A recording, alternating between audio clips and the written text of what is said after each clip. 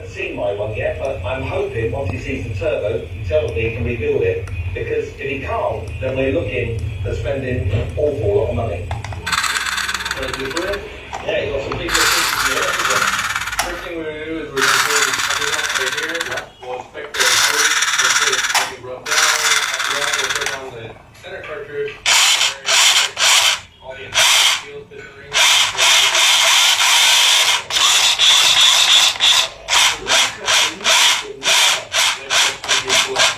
Pressure side.